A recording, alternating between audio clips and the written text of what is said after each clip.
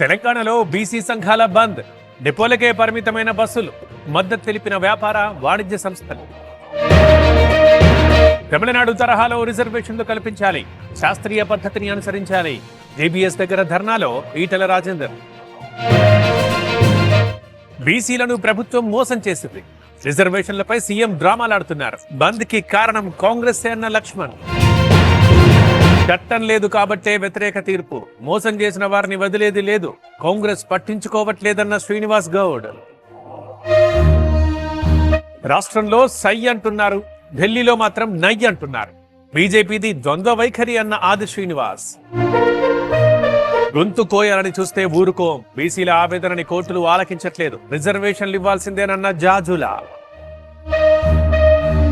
Quota కోసం పోరాటం, 42% రిజర్వేషన్లు కల్పించాల్సిందే, జనాభాకు తగ్గట్లు ఇవ్వాలన్న మధుసూదనాచారి.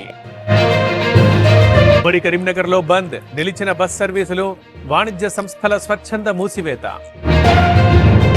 ఇవాళ టీడీపీ కేంద్ర కార్యాలయానికి చంద్రబాబు, ప్రజల నుంచి అర్జీలను స్వీకరించనున్న సీఎం, కార్యకర్తలు నేతలతోనూ సమావేశం. ఏపీ విద్యుత్ జేఏసీ సమ్మె విరమణ, ప్రభుత్వంతో చర్చలు సఫలం, కాంట్రాక్ట్ ఉద్యోగుల పర్మనెంట్ పై కమిటీ. తెలంగాణలో మద్యం షాపుల దరఖాస్తులకు నేటితో లాస్ట్, నిన్న ఒక్కరోజే 25,000 దరఖాస్తులు, ఇవాళ మరో 50,000 వస్తాయని అంచనా. ఉద్యోగుల సమస్యలు పరిష్కరించాలంటూ నిర్ణయం, ఇవాళ సంఘాలతో మంత్రుల భేటీ, ఉదయం 11 గంటలకు సమావేశం. చెట్టును ఢీకొని కారు బోల్తా, 5 ప్రయాణికులకు గాయాలు, నిర్మల్లో రోడ్డు ప్రమాదం. వికారాబాద్ లో ఏసీబీ దాడులు, 40,000 లంచంతో దొరికిన ఫారెస్ట్ అధికారి, టెండర్ల పర్మిట్ల విషయంలో లంచానికి డిమాండ్. హైదరాబాద్ నిజాంపేటలో చిట్టీల పేరుతో మోసం, 10 కోట్లు వసూలు చేసి పరారైన దంపతులు, లబోదిబోమంటున్న బాధితులు. దబీర్పురా మత్తు జ్యూస్ కేసులో దర్యాప్తు, 3 అరెస్ట్ చేసిన సౌత్ ఈస్ట్ పోలీసులు, బంగారం షాపును దోచుకునేందుకు నిందితుల ప్లాన్ గా గుర్తింపు.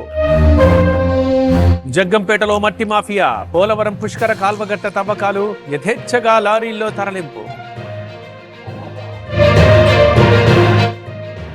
అలిపిరి దగ్గర చిరుత సంచారం, తరచూ ఇదే ప్రాంతంలో కదులుతున్నట్టుగా గుర్తింపు, ఎస్వి యూనివర్సిటీలోకి ప్రవేశిస్తోన్న చిరుతలు. కరూర్ తొక్కిసలాట ఘటనపై సిబిఐ దర్యాప్తు, సిట్ విచారణ వివరాల పరిశీలన, వాంగ్మూలాలు సేకరించనున్న అధికారులు. ఢిల్లీలో డేంజర్ బెల్స్, కాలుష్యం గుప్పిట్లో దేశ రాజధాని, 350 దాటిన గాలి నాణ్యత సూచి.